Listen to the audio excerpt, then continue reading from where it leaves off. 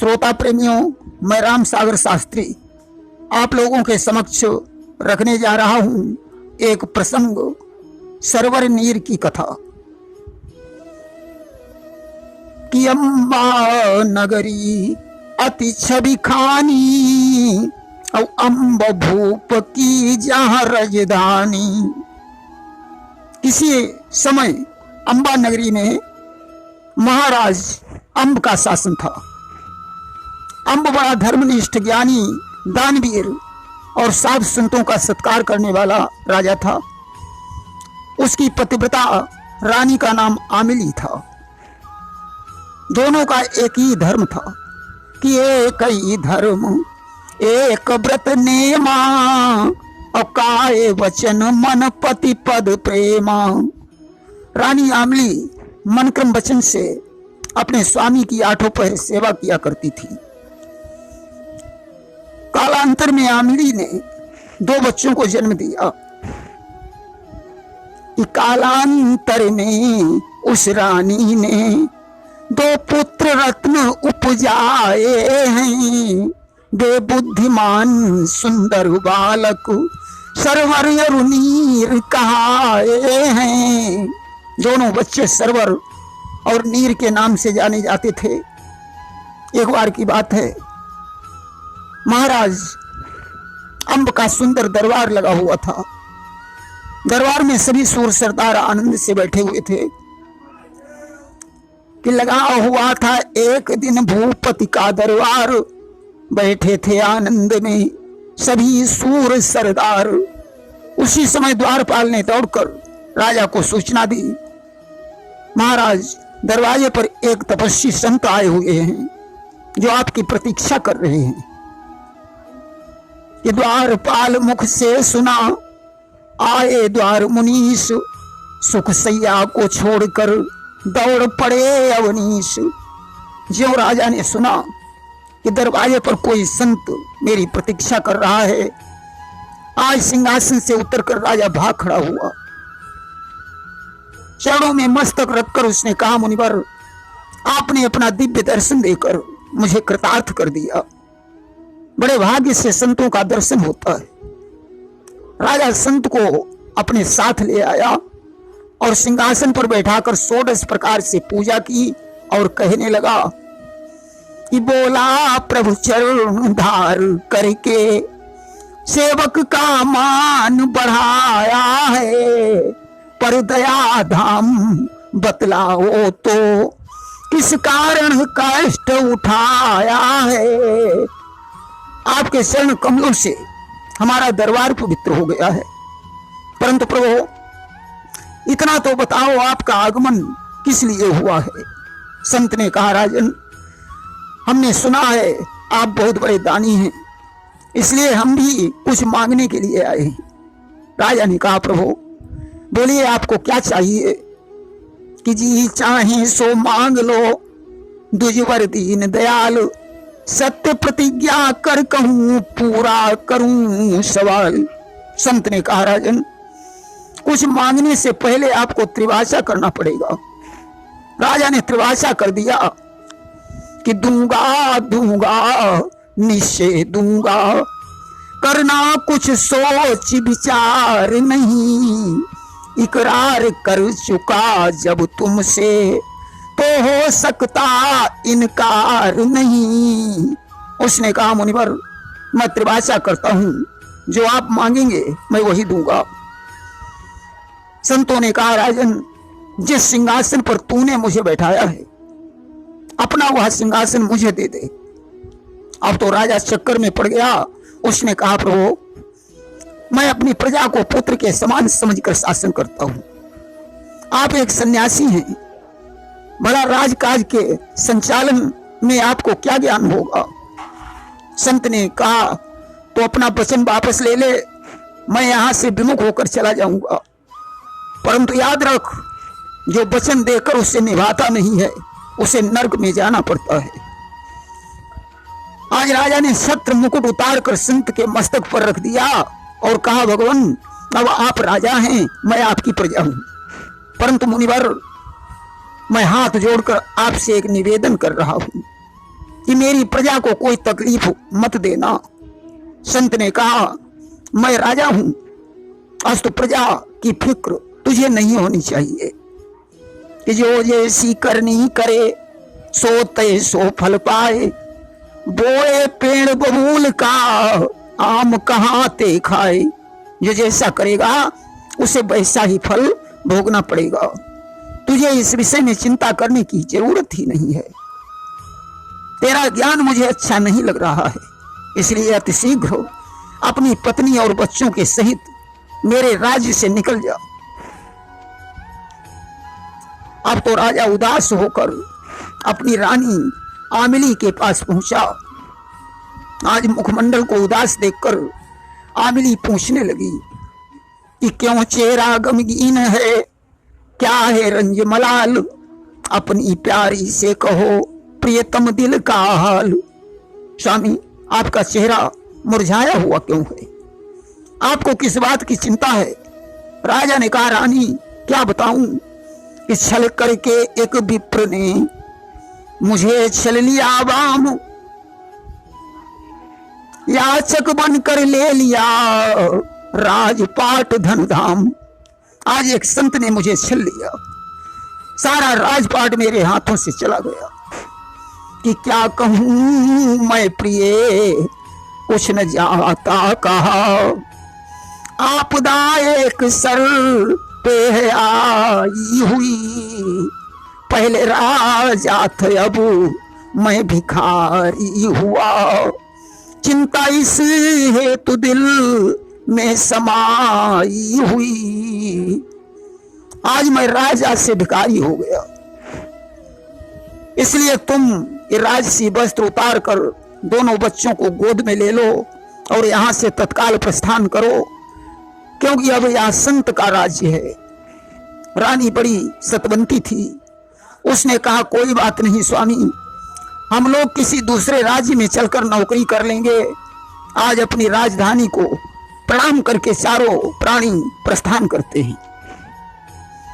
कि अब प्रणाम करें राजधानी, अब प्रणाम, आज तलक तू रही हमारी, अब हो गई वीरानी।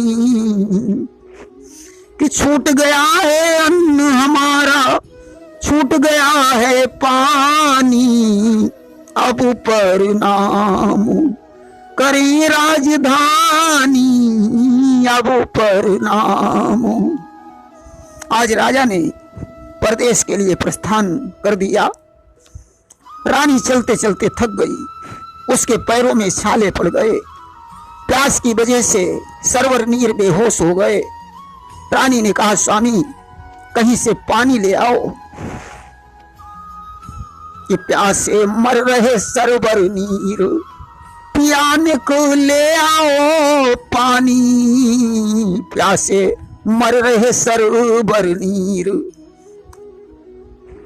कि मुरझाया सकल शरीर, पियाने को ले आओ पानी। राजा ने कहा, प्रिय इस राजधानी में पानी हराम है और आगे बढ़ो। आज धीरे धीरे राजधानी के बाहर एक शहर में पहुंचे, जहां उन्होंने एक सराय देखी। उस सराय में बीबी भटियारी रहती थी, जो दलाली का काम करती थी। उसके पास पहुंचकर राजा ने एक रात ठहरने के लिए कहा। भटियारी बोली, यहां ठहरने का किराया पड़ता है। राजा ने अनुरोध किया कि हम लोग आपत्ति के मारे हैं, मेरे पास किराया नहीं है। उसने कहा, चलो ठीक है, तुम मेरे यहाँ 2 आने की नौकरी कर लो, तुम्हें जंगल से लकड़ियां लानी पड़ेगी। राजा वहां ठहर जाता है। एक दिन राजा लकड़ी लेने चले गए, उसी समय एक सौदागर आ गया। उसने रानी आमिली को देखा और उस पर मोहित हो गया। भटियारी से बोला, यह सेविका मुझे दे दो, इसके बदले में आपको बहुत सा धन दूंगा। भटियारी की बात समझ में आ गई, उसने रानी को बेच दिया। जब सौदागर अपने जहाज पर चला गया तो भटियारी ने आमिली से कहा, जाओ या खाना ले जाकर उस जहाज वाले सौदागर को दे दो। भटियारी साथ में गई। ज्यों रानी ने उसे खाना दिया, सौदागर ने बाह पकड़कर उसे जहाज पर बैठा लिया और लेकर चल दिया। आमली रोती चिल्लाती रही। सौदागर अपने घर ले आया और आमली से बोला कि उरे इच्छा अस करहु विवाहु अपूर्वहु सुंदरी मोर उछाहु। उसने कहा तुम मेरी पत्नी बन जाओ। आमली ने 12 वर्ष की मोहलत मांगी। अब तो सौदागर सदैव रानी आमली को अपने साथ रखकर व्यापार करने लगा। इधर भटियारी बच्चों के पास आई। सरवर नीर ने पूछा मेरी माँ कहाँ है? उसने कहा मुझे क्या पता। सरवर नीर ने कहा तुम हत्यारिन हो, तुमने मेरी माँ को मार डाला। अब यह बात मैं पिताजी को बताऊंगा। इस पर भटियारी ने हाथ में हंटर उठाया कि कर मही लई चाबुक बिकराला और मारी उधेड़ी दीन सब खाला। दोनों बच्चों को हंटरों से खूब पीटा। तब तक राजा अम्ब लकड़ी लेकर आ गए। उन्होंने पत्नी को नहीं देखा। भटियारी से पूछा। उसने कहा क्या पता तुम्हारी पत्नी कहाँ गई? अरे तुम्हारी पत्नी उल्टा थी, हो सकती है वो किसी सौदागर के साथ चली गई हो। राजा ने कहा नहीं, चाहे सूर्य पूरब के बजाय पश्चिम में निकले, चंद्रमा में आग प्रकट हो जाए, परंतु मेरी पत्नी ऐसा कभी नहीं कर सकती है। इसमें जरूर तुम्हारी कोई चाल है। भटियारी ने कहा शीघ्र ही यहां से निकल जा और अपनी पत्नी को ढूंढ। आज राजा दोनों बच्चों को लेकर वहां से चल दिया। रास्ते में एक नदी पड़ गई। वहां कोई नाव भी नहीं थी। नदी बड़ी गहरी थी। राजा ने नीर से कहा बेटा तुम यहीं रुको, मैं सरवर को लेकर उस पार पहुंचाता हूं। भगवान का नाम लेकर राजा नदी में घुसा और सरवर को उस पार खड़ा कर दिया और बोला बेटा तुम यहीं रुको, मैं तुम्हारे भाई नीर को लेकर अभी आ रहा हूं। जब नीर को लेने वापस लौट रहा था तो उसके हाथ पांव थक गए। राजा नदी में डूबने लगा। अब तो दोनों बच्चे देखकर विलाप करने लगे कि एक पार पे सरवर रोबे, एक पार पे नीर, मात पिता बिन कौन बंधाए धीर। कि हाय विधाता हमको किस्मत लूट गई, पिता डूबते माता हमसे छूट गई। क्या होगा अब इस जीवन का बड़ा दुख गंभीर, मात पिता बिन कौन बंधावे धीर। आज डूबते हुए राजा ने कहा पुत्रों पानी से दूर रहोगे रहना, अन्यथा तुम लोग भी डूब जाओगे। मैं तो डूब ही चुका हूं। तुम शहर में जाकर भीख मांगकर अपना गुजारा कर लेना। आज राजा बहते बहते धर्मपुर नगर के तट पर पहुंचा। उस नगर के राजा धर्म सिंह बड़े धर्मनिष्ठ और प्रतापी थे। उनके कोई संतान नहीं थी। वे प्रजा को ही अपना पुत्र समझते थे। एक बार राजा बहुत बीमार हो गया। उसके बचने की आशा नहीं रही। उस समय राजा धर्म सिंह ने प्रजा से कहा मेरे मरने के बाद जो व्यक्ति पहले इस दरबार में आए उसी को तुम राजा बना देना। उस राजा की मृत्यु हो चुकी थी। राज दरबारी राजा की बात का ख्याल रखे हुए थे।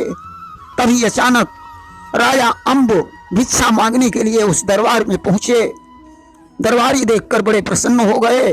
उन्होंने कहा भैया तुम्हें भिक्षा मांगने की जरूरत नहीं है, यह सिंहासन तुम्हारा है।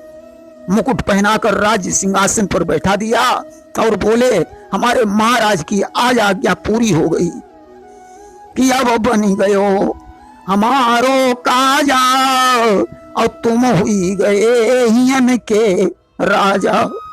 इधर तो राजा राजकाज देखने लगे और उधर नदी के एक तट पर सरवर खड़ा है, दूसरे तट पर नीर है।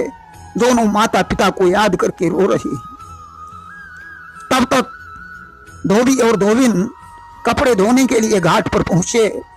धोबिन ने सरवर के रोने की आवाज सुनी, उसके पास पहुंची।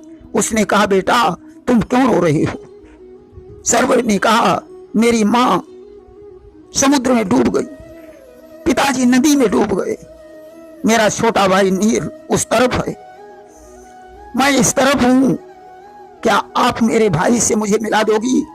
धोबिन ने कहा, अवश्य बेटा, मैं तुम्हें तुम्हारे भाई से मिला दूंगी। उसने धोबी को बुलाकर कहा, नीर को उधर से ले आओ। धोबी नीर को ले आया। धोबी के कोई संतान नहीं थी। वह दोनों बच्चों को घर ले आया। अब तो वे धोबी और धोबिन को ही अपनी माता पिता समझने लगे। बच्चे जब जवान हुए तो उन्होंने धोबिन से कहा, माँ हम लोग कोई काम धंधा देखेंगे। आज दोनों भाई काम धंधे के लिए चले गए। इधर महाराज अम्ब को धर्मपुर का राजा बने हुए 10 वर्ष व्यतीत हो गए। एक बार राजा ने सिपाहियों की भर्ती के लिए ढिंढोरा पिटवाया। सरवर नीर भी उस भर्ती में पहुंचे। इनकी कदकाठी देखकर दरोगा जी बड़े प्रसन्न हुए, दोनों को भर्ती कर लिया। यह खबर सुनकर धोबी और धोबिन बड़े प्रसन्न हुए। एक बार की बात है, सौदागर चीन देश से व्यापार करके रानी आमिली सहित वापस लौटा तो उसने धर्मपुर नगर के तट पर जहाज को लगाया। रानी आमिली ने कहा, ऐसा करो, जहाज में बहुत सा माल है, कोई लूट लेगा, इसलिए राज दरबार में जाकर राजा से 2 सिपाही मांग लाओ। सौदागर राज दरबार से सरवर नीर को ले आया। दोनों ने कहा, आप लोग निश्चिंत होकर सो जाइए, हम लोग यहाँ रक्षक हैं तो डर किस बात का है। सौदागर तो सो गया, परंतु रानी नहीं सोई। नीर ने सरवर से कहा, भैया रात काटने के लिए कोई कहानी सुनाओ। सरवर ने कहा, भैया अपनी जिंदगी भी तो एक कहानी की तरह है। राजा अम्ब के पुत्र होकर हम लोग सिपाही की नौकरी कर रहे, पिता का राज्य संत ने ले लिया, माता आमिली को भटियारी ने गायब कर दिया, पिताजी नदी में डूब गए, धोबी धोबिन ने हम लोगों को पाला पोसा। भला यह करुण कथा क्या किसी कहानी से कम है? रानी आमली ये सब सुन रही थी। उसकी आंखों में आंसू भर आए। उसने विचार किया, ये मेरे ही पुत्र हैं, परंतु इन्हें प्राप्त करने के लिए मुझे क्या करना चाहिए? उसे एक उपाय सूझा। उसने ताले खोलकर सारा माल नदी में डाल दिया। सरवर अपनी कहानी ही कहता रहा। प्रातः काल दोनों वापस चले गए। इधर रानी ने सौदागर को जगाया और बोली, तुम सोते रहे, तब तक वे दोनों सिपाही ताले खोलकर सारा धन चुरा ले गए। जाओ राजा के यहाँ उनकी रिपोर्ट लिखवाओ। सौदागर ने राजा के यहाँ रिपोर्ट लिखवाई। राजा ने कहा, तुम्हारा गवाह कौन है? उसने कहा, मेरी पत्नी गवाह है। राजा ने कहा, जाओ पत्नी को बुला लाओ। रानी आमली दरबार में पहुंची। राजा ने सरवर नीर को बुलवाया और खड़ा किया। आमली से पूछा, क्या यह सत्य है? ये दोनों मेरे सिपाही चोर हैं, इन्होंने चोरी की। रानी बोली कि इन दोनों ने माल न लूटा और यह सौदागर बिल्कुल झूठा। इन्होंने कोई माल नहीं लूटा, यह सौदागर झूठ बोल रहा है। राजन, ये तो बेचारे एक कहानी सुना रहे थे। राजा ने कहा, अच्छा अब समझ में आ गया, तुम लोग कहानी कहते रहे, तब तक माल कोई तीसरा लूट ले गया। कौन सी कहानी सुना रहे थे? मैं भी सुनना चाहता हूं। आज सरवर नीर राजा को अपनी बीती हुई कहानी सुनाने लगे। बोले, महाराज, अंबा नगर में राजा अम्ब शासन करते थे। एक बार एक संत ने आकर उनका सिंहासन मांग लिया। राजा अपनी रानी आमली और दोनों पुत्र सरवर नीर के सहित प्रदेश को चला। बीबी भटियारी की सराय में रुका। भटियारी ने उनकी रानी आमली को गायब कर दिया। राजा दोनों पुत्रों को लेकर वहां से दूसरे शहर को जाने लगा।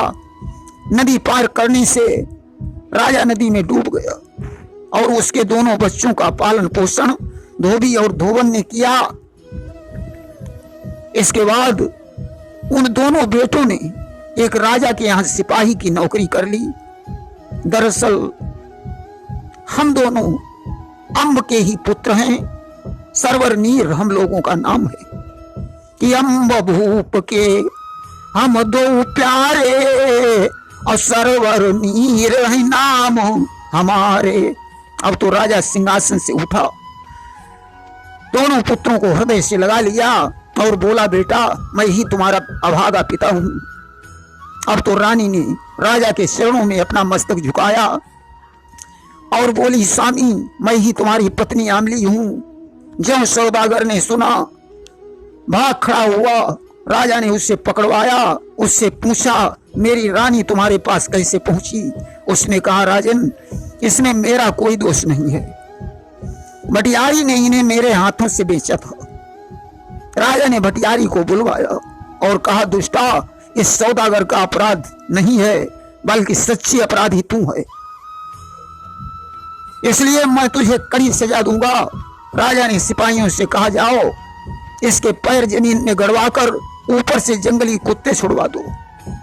आज भटियारी को कुत्तों से नचवा डाला गया।